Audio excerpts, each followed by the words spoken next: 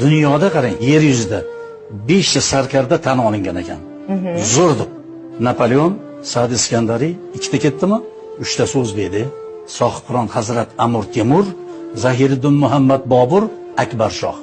Otaturk aytgan ekan, qarang.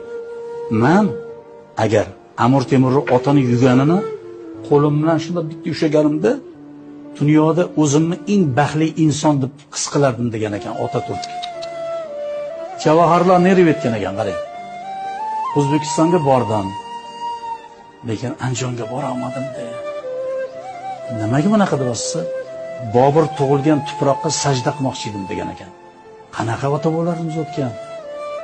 Bizni kimga o'xshashimiz kerak? Nima uchun g'arbdan o'rganishimiz kerak? Tizzasi yirtib, shim kiyadiganlardan nima o'rganasiz?